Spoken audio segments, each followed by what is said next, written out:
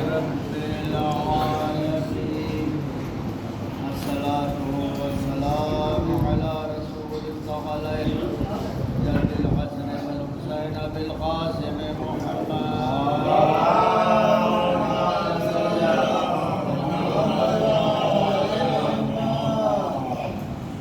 وآل الطيبين الطاهرين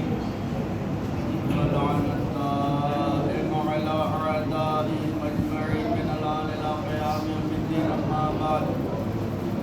فقد قال تعالى وقوله الحق بسم الله الرحمن الرحيم آمنوا بالله ورسوله والنور الذي أنزلنا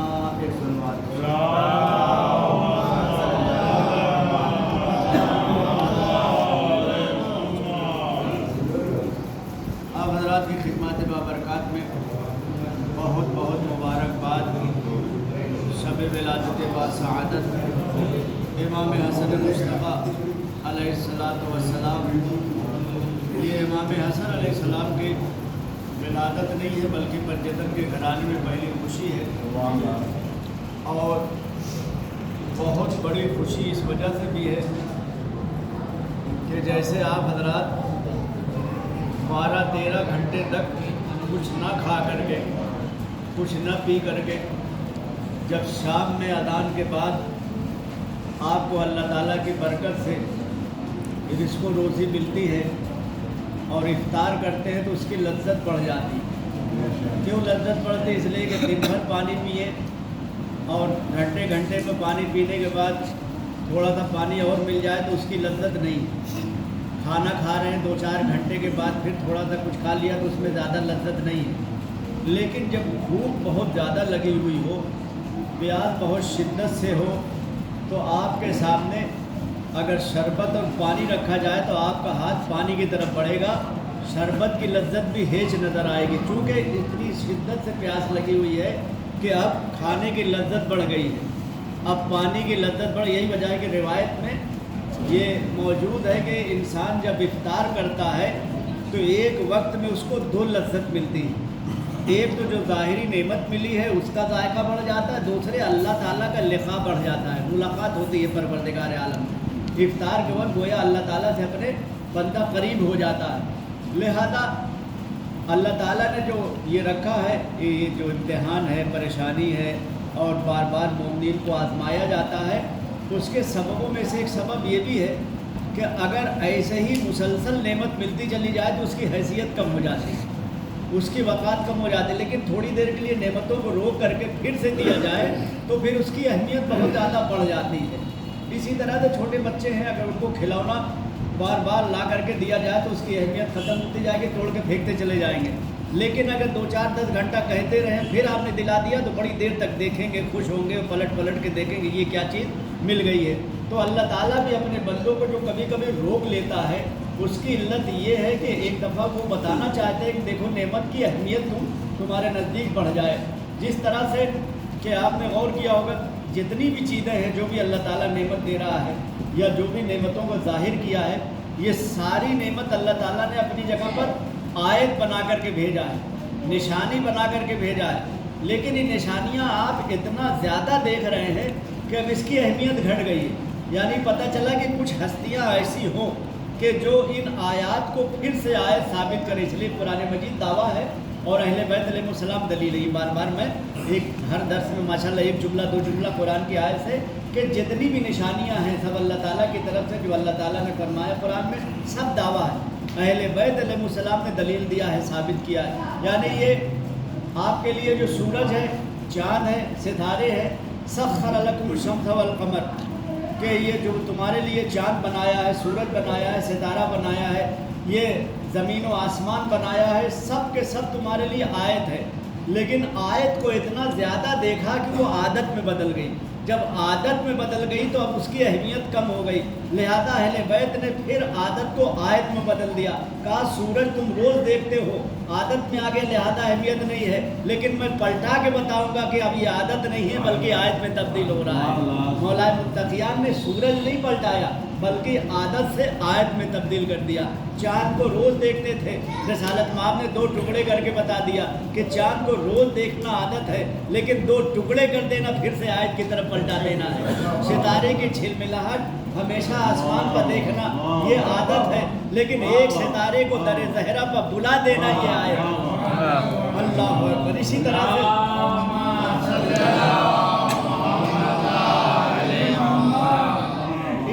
سے یہ زمین ہے، آپ روز دیکھ رہے ہیں آپ کی عادت میں، لیکن اللہ تعالیٰ کی آیت ہے، تو کیسے پتہ چلے کہ یہ آیت ہے؟ عادت کو جو ہے پھر سے آیت میں کیسے لائیں؟ تو یہ مدینے والوں کے لیے کہ باقاعدہ تفسیر میں ہے، سبھی نے نقل کیا ہے۔ اذا زلزلت الارض زلزالها واخرجت الارض اثقالها وقال الانسان ما لها، یعنی اس وقت کو یاد کرو جب زمین کو جھٹکے پر جھٹکے لگ رہے تھے، اس لیے کہ مدینے میں بہت خطرناک زلزلہ آیا اور لگ رہا تھا کہ زمین سب کو لے کر کے دھس جائے گی۔ بہرحال ایسے مرحلے میں جب مصیبت آتی ہے، آفت آتی ہے، تو ایک یہ عادت بنی ہوئی تھی بدو عربوں کی، جاہل عربوں کی، اور اس سے پہلے بھی عادت بنی ہوئی تھی کہ فوراً اپنے علاقے میں جو بہت نیک انسان ہوتا تھا اس کی طرف دوڑتے تھے کہ چلو جلدی سے ان کو منا لو، اگر یہ راضی ہو گئے تو یہ چیز جو ہے ہمارے لیے آفت ٹل جائے گی۔ جناب موسیٰ کے دور میں موسیٰ کے پاس بھاگتے تھے، جناب عیسیٰ کے دور میں عیسیٰ کے پاس بھاگتے تھے، جناب زکریا کے دور میں زکریا کے پاس بھاگتے تھے۔ جناب موسیٰ کے لیے تو بہت سے ایسے واقعات ہیں، اور یہ واقعہ نہیں ہے بلکہ جناب موسیٰ نے ایک جواب بھی دے دیا ہے، اس لیے کہ یہ جواب آج کے لحاظ سے، چونکہ آج یہ جو مولا کائنات نے معجزات دکھائے ہیں، یہ جو ہے بار بار جا کر کے مسئلہ حل کیا دربار میں، تو کچھ لوگ یہ کہتے ہیں صاحب آپ لوگ تو اتنا زیادہ سخت ہے، مولا کائنات تو دربار میں جا کر کے ان کو بچا لیتے تھے، پہلے نمبر پر جو پریشان ہوا اس کو بھی بچایا، دوسرے نمبر والا پریشان ہوا اس کو بھی بچایا، تیسرے نمبر والا پیاسا ہوا تو پانی بھیجوا دیا، آپ نے اپنے جو ہے دشمن کو بھی پانی پلایا، آپ نے جو ہے فرات پر قبضہ کیا تو دشمن کو پانی پلایا، مولا حسین کے ہاتھ میں پانی تھا تو گر کے لشکر کو پانی پلایا، امام حسن علیہ السلام نے اپنے دشمن کو بھی کھانا کھلایا، چوتھے امام نے اپنے دشمن کو بھی پناہ دیا، مولا حسین نے اپنے دشمنوں کو بھی پانی پلایا۔ تو ایک طرف تو یہ حالات ہیں، اور دوسری طرف آپ یہ کہتے ہیں نہیں صاحب بہت زیادہ سختی تھی، تو ہم یہ جواب دیں گے کہ یہ جواب تو جناب موسیٰ نے سب سے پہلے ہی دے دیا، قرآن مجید میں موجود ہے کہ ایک طرف تو فرعون یہ کہہ رہا ہے کہ انا ربکم الاعلیٰ، لیکن جب آسمان و زمین کو جھٹکا لگتا ہے تو آ کر کے ناک رگڑتا ہے کہ موسیٰ بچا لو، یقیناً تم ہی بچا سکتے ہو۔ موسیٰ جاتے ہیں، دعا کرتے ہیں، خون کی بارش رک جاتی ہے، دعا کرتے ہیں، سانپ کی بارش رک جاتی ہے، دعا کرتے ہیں، پتھر کی بارش رک جاتی ہے، دعا کرتے ہیں، آسمانی بلا رک جاتی ہے۔ تو اب اگر کوئی یہ کہے کہ ایک طرف تو آپ بتا رہے ہیں فرعون بہت بڑا دشمن تھا موسیٰ کا، بہت بڑا جو ہے خدا کا دشمن تھا، تو موسیٰ بچانے کیوں جاتے تھے؟ یہی تو جواب دیا ہے کہ اللہ کی رحمت سب کے لیے ہے، جو بھی ہاتھ بڑھائے گا موسیٰ بچانے کے لیے جائیں گے۔ تو جیسے موسیٰ 200 دشمن کو سب کو برابری سے مدد کرتے تھے، ایسے میرا مولا ہے، سلمان بھی بلائیں گے تو سلمان کی بھی مدد ہوگی، دشمن بھی بلائے گا تو علی دشمن کے بھی دربار میں جائیں محمد آل محمد۔ لہذا یہ ہمیشہ سیرت رہی ہے کہ جب بھی زلزلہ آیا ہے، جب بھی جھٹکا لگا ہے زمین و آسمان کو، تو فوراً پورے علاقے میں دیکھا گیا کہ پورے علاقے میں نیک آدمی کون ہے، پتہ چلا فلاں نبی ہیں، ان کے دربار میں چلو، فلاں امام ہیں ان کے پاس چلو۔ لہذا مدینے والے دوڑتے ہوئے مولا متقیان کے پاس آئے اور کہا کہ حضور دیکھ رہے ہیں کہ زمین کو جھٹکے پر جھٹکا لگ رہا ہے اور ہماری جانیں خطرے میں آ گئی ہیں۔ مولا کائنات چاہتے تو اپنے گھر میں معجزہ دکھلا دیتے، اپنے دروازے پر دکھلا دیتے معجزہ، لیکن باہر نکلے اور باہر نکلنے کے بعد زمین کے پاس آئے، جو زمین جو ہے ہل نہیں تھی، سارے لوگ دیکھ رہے ہیں، آ کر کے زمین پر ہاتھ مارا۔ قرآن کہتا وقال الانسان ما لها، ایک انسان نے زمین سے کہا تجھے کیا ہو گیا ہے، جیسے ہی ہاتھ مارا زمین سکون میں آ گئی۔ یعنی علی نے جو ہے وہ زمین جو عادت میں بن گئی تھی پھر آیت میں تبدیل کر دیا، اب علی زمین کو روک رہے ہیں جھٹکے کو، اب عادت نہ سمجھنا یہ آیت ہے۔ اور دوسرے یہ کہ آپ کے ذہن میں آ رہا ہوگا کہ آخر اتنے لوگ کھڑے تھے اور لوگوں نے ہاتھ مارا، پیر مارا، دعا کیا، یہ کیا، سورہ پڑھ دیا، آیت پڑھ دیا، نہ جانے کیا کیا کیا، زمین کیوں نہیں رک رہی تھی؟ اور علی کے آتے ہی ہاتھ مارنے پر کیوں رک گئی؟ تو پتہ چلا کہ زمین تراب ہے اور آنے والا ابو تراب ہے، اور ابو تراب باپ کو کہتے ہیں، تراب بیٹے جو ہے بیٹا باپ کا کہنا نہیں مانے گا تو کس کا کہنا مانے گا؟ محمد آل محمد۔ سے فضائل تھوڑا سا پیش کرنا، اس لیے کہ آج پنجتن کے گھرانے میں پہلی خوشی آئی ہے، آج اہل بیت کے گھرانے میں پہلی مسکراہٹ آئی ہے۔ رسالت ماں مسکرا رہے ہیں، ہماری شہزادی مسکرا رہی ہیں، مولا متقیان مسکرا رہے ہیں، جناب سلمان بہت زیادہ خوش ہیں، جناب میثم بہت زیادہ خوش ہیں، جناب قمبر بہت زیادہ خوش ہیں، عرب کے خاص لوگ بہت زیادہ خوش ہیں، سارے مسلمین بہت زیادہ خوش ہیں، سارے مومنین بہت زیادہ خوش ہیں، امام المتقین بہت زیادہ خوش ہیں، امیر المومنین بہت زیادہ خوش ہیں۔ آخر وجہ کیا ہے؟ ابھی علت بیان کیا کہ صبح سے لے کے 4 بجے سے آپ کو ابھی تک بھوکا اور پیاسا رکھا گیا تھا تو کھانے کی لذت بڑھ گئی، پانی کی لذت بڑھ گئی۔ اسی طرح سے اہل بیت علیہ السلام اتنے زمانے سے امتحان میں تھے کہ ابھی تک اتنی بڑی خوشی دیکھی نہیں تھی، لیکن امام حسن کی ولادت آئی تو شیب ابو طالب کو بھلا دیا، ساری پریشانیوں کو بھلا دیا، فوراً سجدے کو جو ہے یعنی پیشانی کو اللہ تعالیٰ کے جو ہے زمین پر رکھ کر کے شکر ادا کیا، پروردگارہ اتنی مدت سے اسلام پھیلانے میں ہم مصیبت میں پڑے تھے، آج نعمت ظاہر کیا تو امام حسن کی صورت میں اتنی بڑی نعمت دے دیا۔ محمد وآل محمد۔ آپ کا نام ہی حسن ہے، حسن کے معنی بہت زیادہ خوبصورت، حسن کہا جاتا ہے لیکن بمعنی احسن ہے، احسن یعنی بہت زیادہ خوبصورت۔ اور یہ جو اللہ تعالیٰ نے اپنی مخلوقات میں ساری چیزوں کو پیدا کرنے کے بعد اتنا بڑا اس نے آسمان بنایا، کوئی آیت روایت نہیں کہتی کہ آسمان بنانے کے بعد اپنے آپ کو غرور سے دیکھا ہو اور کہا ہو کہ اتنا بڑا میں نے آسمان کا شامیانہ تان دیا،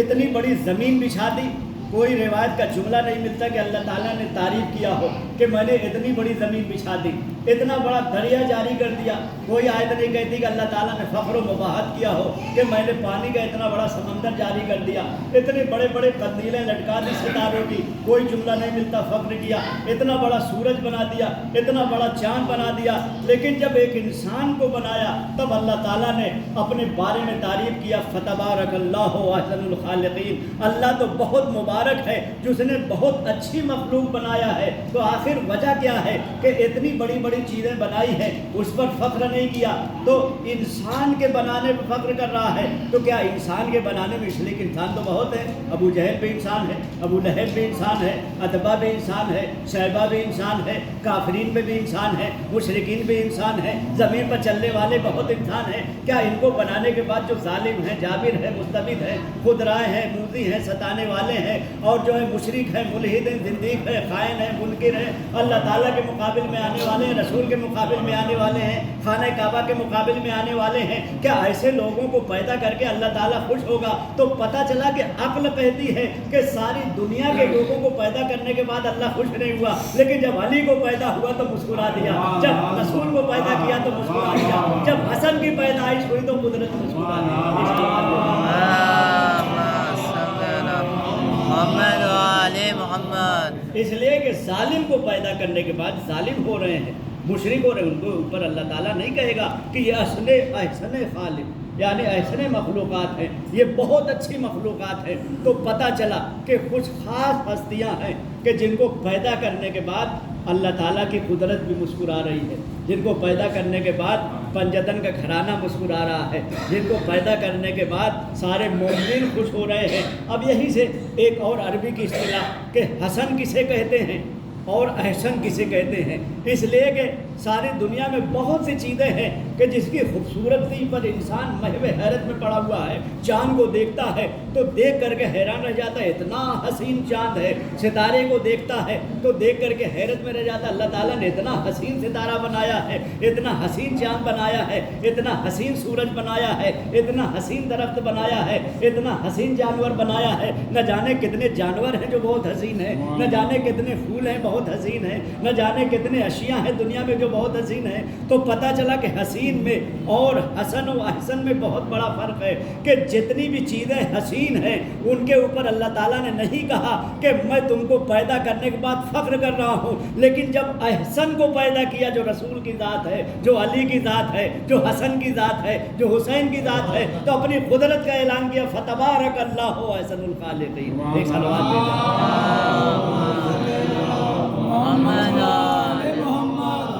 لہذا یہاں پر آپ حضرات کی نگاہ یقیناً ایک طرف جا رہی ہوں کہ ٹھیک ہے، آپ نے سورج کے بارے میں تو کہہ دیا حسین ہے، آپ نے چاند کو کہہ دیا حسین ہے، آپ نے ستارے کو کہہ دیا حسین ہے،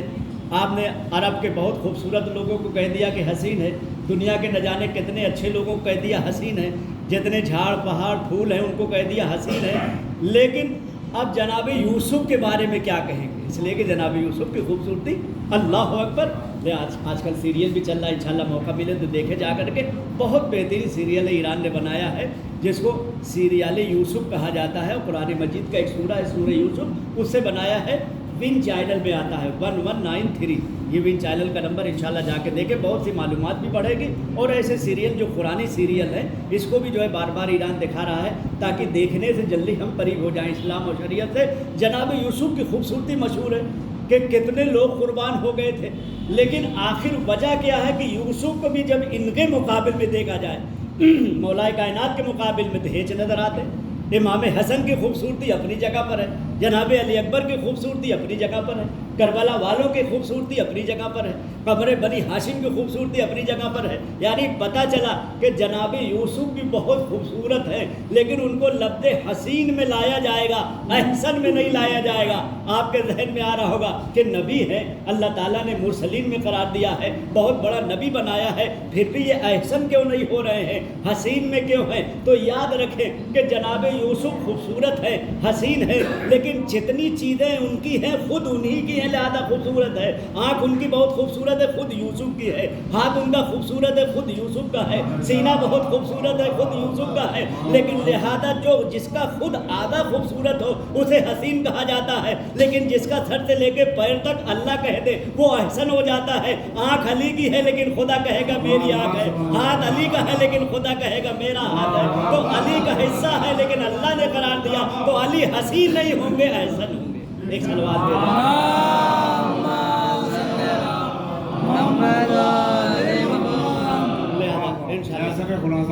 کل محفل ہوگی تو اس میں اور ذکر کیا جائے گا. آج پہلی خوشی ہے اہل بیت کے گھرانے میں، اس لیے کہ ہماری شہزادی بہت دن سے غمگین تھی، بہت دن سے پریشان حال تھی، اور نہ جانے کتنی زحمت اٹھایا تھا شہزادی نے اسلام کو پالنے کے لیے. اس لیے کہ ہماری شہزادی کی یہ خوبی یہ بھی ہے کہ صرف دین کو نہیں پالا ہے بلکہ دین کو بھی پال رہی ہے اور دین کے بچانے والے کو بھی پال رہی ہے. یعنی ایک آغوش ایسی شہزادی کی ہے کہ جہاں دین بھی پل رہا ہے، جہاں دین پرور بھی پل رہا ہے، جو دین کو بچانے والا ہے، جو دین کی حفاظت کرنے والا ہے. لہذا اتنی بڑی خوشی کہ جب ولادت ہوئی، مولا متقیان بھی بیٹھے ہوئے ہیں، یہاں تک کہ شہزادی بھی چاہ رہی ہیں کہ میرے بیٹے کا نام رکھا جائے. پہلی خوشی آئی ہے، انتظار ہوا کہ نہیں ان کے نانا کو آنے دیا. ہی وجہ ہے کہ آج بھی ماشاءاللہ بہت سے گھرانے میں جب بچہ پیدا ہوتا ہے تو انتظار کیا جاتا ہے، ماں باپ نہیں رکھتے، کہتے نہیں ان کے نانا کو حق ہے، ان کے دادا کو حق ہے. تو یہ کوئی غیر قانونی بات نہیں، شرعی بات ہے. ہمیشہ ایسا ہوتا رہا ہے، یا دادیال والے نام رکھتے ہیں یا نانیال والے نام رکھتے ہیں. لہذا انتظار کیا گیا کہ ان کے نانا آ جائیں تو ان کے نانا جو ہے نام رکھیں. اب آ کر کے رسالت مام نے جو آغوش میں لیا تو نگاہ نہیں ٹھہر رہی ہے. اس لیے کہ روایت میں ہے کہ جتنے بھی رسول اللہ کے گھرانے میں تھے سب شبیہ رسول تھے. مولا کائنات بھی رسول جیسے تھے، امام حسین بھی رسول جیسے تھے، جناب علی اکبر بھی رسول جیسے تھے، جناب جعفر بھی رسول جیسے تھے. اسی طرح سے اور جو ہے رسول اللہ کے خاص خاص رشتہ دار تھے، بہت زیادہ مشابہ تھے. لیکن جب امام حسن کو لیا تو دیکھ رہے ہیں کہ سر کے بال سے لے کر کے پاؤں تک کوئی فرق نہیں ہے. جو سیرت رسول کی ہے وہی حسن کی ہے، جو سورت رسول کی ہے وہی حسن کی. صلوات بھیجا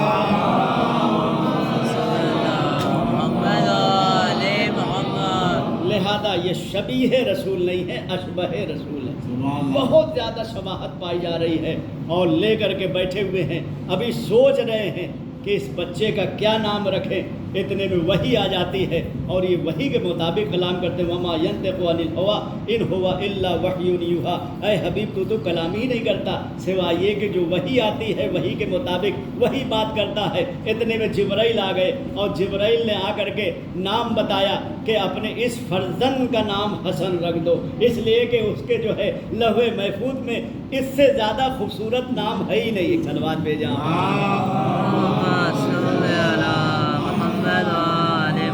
اس لیے کہ یہ نام یقیناً پہلی دفعہ سننے میں آیا کہ لفظ حسن جو حسن سے بنا ہے حسین سے بنا ہے لیکن معنی احسن کا رکھتا ہے۔ بہرحال ہم دعا کریں گے، یہاں پر انشاءاللہ کل بھی محفل ہے، آپ سماعت فرمائیں گے۔ اہل بیت کے گھرانے میں بہت بڑی خوشی ہے، لہذا آپ کی طرف سے، اپنی طرف سے سب سے پہلے اس خوشی کو پنجتن کی بارگاہ میں پیش کرتے ہیں، پھر امام زمانہ کی بارگاہ میں